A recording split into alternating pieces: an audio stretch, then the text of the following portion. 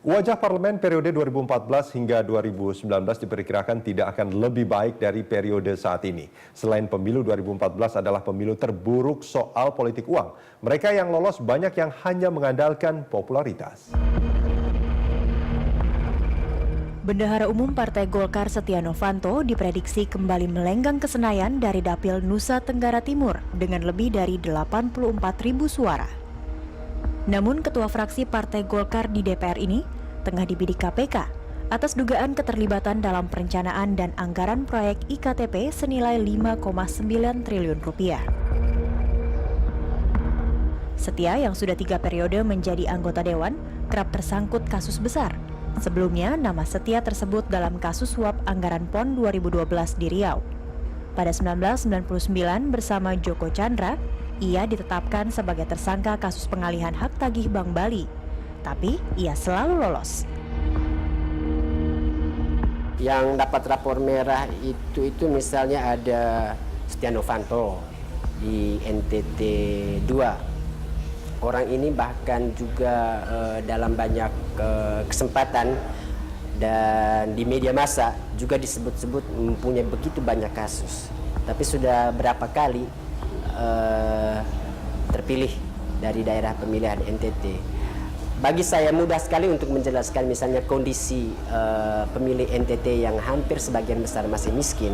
Itu sangat mudah untuk kemudian diiming-imingi oleh duit, diiming-imingi oleh barang untuk kemudian mempengaruhi pilihan mereka untuk kembali memilih orang-orang seperti misalnya Pak Setia Novanto ini. Mantan Bupati Garut Aceng Fikri juga dipastikan akan duduk di kursi Dewan Perwakilan Daerah DPD Utusan Jawa Barat.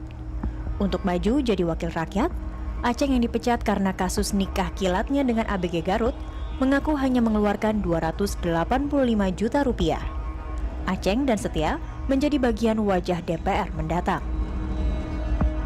Dari 90% anggota DPR yang mencalonkan kembali, Forum Masyarakat Peduli Parlemen Formapi memprediksi hanya separuhnya yang bisa mempertahankan kursi.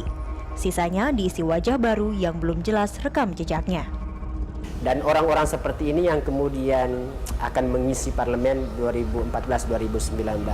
Saya kira tidak akan banyak perubahan kalau tidak mau mengatakan bahwa semakin buruk nanti wajah parlemen 2014-2019.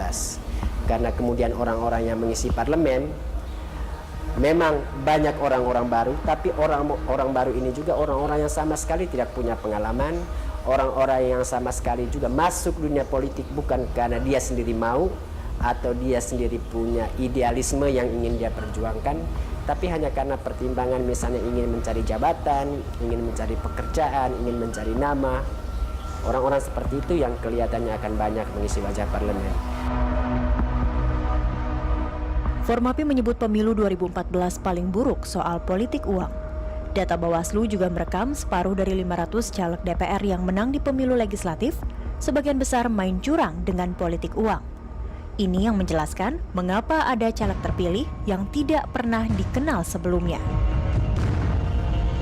Masyarakat kita atau masyarakat pemilih kita itu masih banyak yang merupakan ciri yang mewakili kelompok pemilih pragmatis.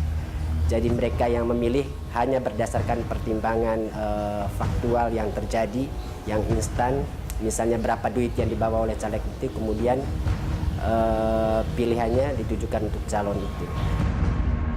Pantauan Indonesia Corruption Watch ICW di 15 provinsi menunjukkan kasus politik uang di 2014 meningkat 2 kali lipat ketimbang pemilu 2009. Ada 313 temuan pelanggaran selama masa kampanye, masa tenang, dan hari pencoblosan 9 April.